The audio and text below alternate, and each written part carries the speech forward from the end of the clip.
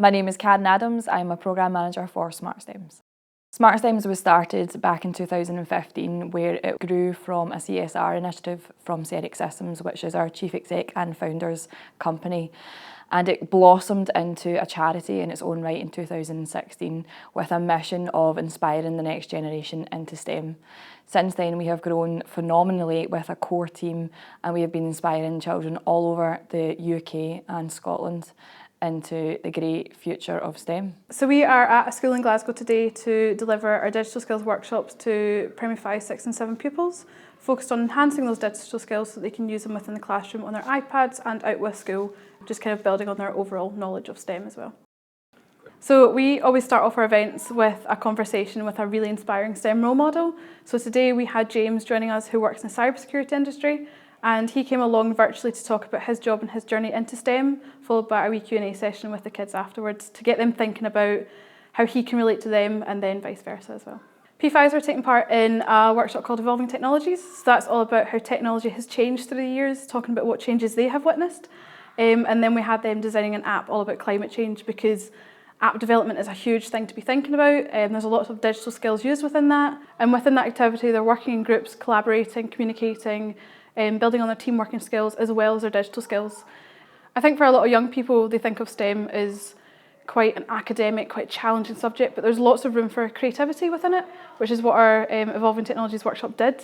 So lots of young people were developing really fun games around climate change, because there's so much more to app development than the code in the background. You know, we want to show young people that STEM has a whole range of opportunities for them. Another workshop that young people took part in today was programming profiles, where the young people get to create a digital selfie. So we tell them that computers can see people differently to the way that we see ourselves, and that, you know, the way that I'm speaking English just now, computers need artificial languages to understand.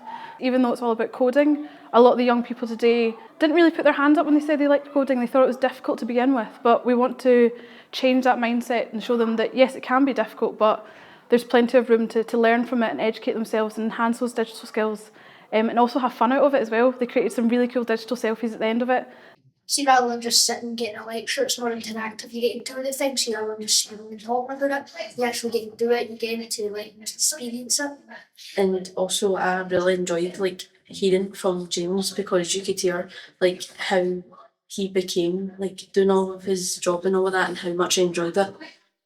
I thought it was really good because we can learn about something different, and since we haven't learnt much about STEM, we got to learn a lot today, and I think everybody enjoyed it.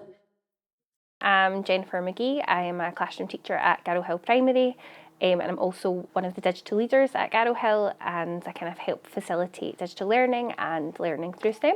My colleague and I went to a STEM event at St Francis Primary, and at St Francis Primary they had a kind of showcase evening looking at lots of different outreach opportunities to do with STEM learning, digital learning, and SmartSTEMs done a presentation, and we were totally wowed by the kind of organisation of everything and their presenters, and we really thought we have to get them in to work with our children. I think one of the really great things that SmartSTEMs introduced the children to was someone who was working in a STEM job. They got to speak to that person on the day, and learn about their experiences and their skills and how they got to be where they are today. And I just think that really inspired the children to kind of see, oh, this is what I can do with this kind of isolated subject and what it can become if I work hard. There's just so much to cover in the curriculum that SmartSTEMs is an organisation that's there to really help be experts in their field, so it really supports teachers to think that they're going in the right direction with what they're teaching, as well as providing resources and things for you that you just would never have access to. What we make sure that we do is we align everything that we write, lesson plans, resources, workshops, we write everything that's aligned to the curriculum and aligned to teachers' experiences and outcomes, which really means that they can take that piece of information and absolutely embed it into the curriculum that they are teaching. Definitely just the ease of access that the children have is definitely something that's inspiring. They have a go at something in class, so maybe having a go at a little bit of coding or a little bit of GarageBand or creating some sort of digital art, and they get a kind of flavour for it, and then they realise, oh, actually this is something that I would like to kind of practice and hone my skills at. It does inspire them to kind of take those STEM skills forward, and then having access through the Glasgow Council iPads means that they can develop those skills. Yeah, I think so many of them will have jobs that don't exist yet. So just us giving them the skills that they might need in the future is something that you hope to do. So there's a significant amount of literature out there which demonstrates the requirement for digital skills and STEM skills. But ultimately, how do these things come about? People have to decide that they're going to do something about it and use their agency to make a change in the world. So we did that at CEREC, and at SmartSTEMs, we've been able to scale that up by working with industry partners, but we each have to play our own part. In terms of the systemic skills issues that exist across Scotland, I would suggest that our problems are one of poverty, but not merely in the financial sense, but in the sense of a lack of abundance. There's a poverty of aspiration, there's a poverty of opportunity, there's a poverty of connectedness. I perhaps don't know what's out there. Once I know what's out there, I might not know how to become that. So SmartSTEMs are trying to facilitate solutions to all of those problems simultaneously. It's about speaking to young people, helping them to understand that the world isn't something that happens to them, it's something that they have agency in. And in order to do that, increasingly, digital skills are required. So in Glasgow, we need to make sure that the children who have access to less equipment and have access to less things, that's diminished. That the chances of them having input from people other than their teachers and their parents who are digitally skilled and can empower and enable those young people, they need the chance to have those interactions, and that's what we try to facilitate with SmartSTEMs.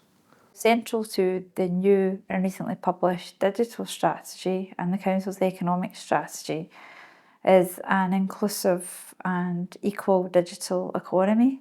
Core to that really is about digital skills provision and ensure equal access to all. You can invest heavily in infrastructure, you can attract large organisations to locate in the city, but unless our residents have the skills to be able to gain access to employment or to use that infrastructure, then we don't incur the full benefits that we could as a city.